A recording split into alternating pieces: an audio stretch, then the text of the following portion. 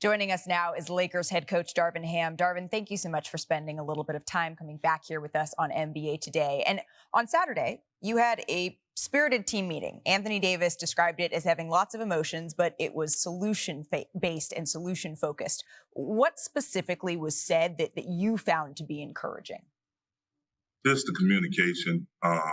Thanks for having me, by the way, first of all. Of course.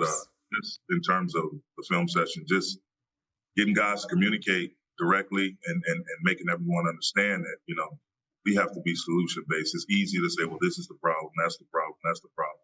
Okay, we all identify what the problems are. So now it's our job as professionals to get together, our minds together, and try to see, how we can fix these things. And most of them were just the self-inflicted wounds. Weren't any personal attacks or things of that nature. It was just good old fun, breaking the game down, looking at our mistakes and seeing how we can get better. Patrick Beverley said that LeBron James sort of calling people out, really holding folks accountable, was a big part of that meeting. What role did he play specifically?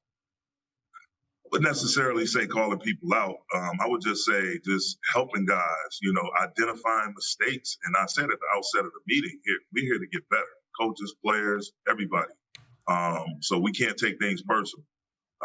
We were passionate about what we were addressing because, once mistakes become repetitive, it's kind of frustrating. So I wouldn't necessarily consider it a personal attack. It was just him addressing certain guys and talking to them about how they can get better, how we can be more efficient in certain areas and how guys just need to play within themselves and not try to do too much. Russell Westbrook has really settled into his role as sixth man of this team. He's averaging 18 and 8 coming off the bench. He's the second in bench scoring in the league behind Ben Mathurin. What do you see for him as the next step in all of that really contributing and having an impact on winning? Just to continue, doing what he's doing. Just coming off leading that second wave with the reserves. And sometimes, we leave Bron in there with him. Sometimes he's in there with both Bron and AD or AD by himself. And just to be that guy that sets the pace, sets the tone, and we just freed him up to go be Russ and not worry about, the ball so much transferring hands in terms of who we're playing. Obviously, we're going to play through Bron, we're going to play through AD in that first unit. But when Russ is out there, we want him to be exactly who he is. He's embraced it, he's sacrificed, and he's thrived because of it. And I think, the Russell Westbrook you're seeing is only going to get better. One of the things that I have seen you bring to this team is just the relationships that you are able to build with players, the trust that it yields so that you're able to make these difficult decisions. How often are you and Russell Westbrook, now that you have that foundation, checking in to make sure you're still moving in the right direction together? We again, I can't stress it enough. You get blue in the face how many times we say this word, but communication.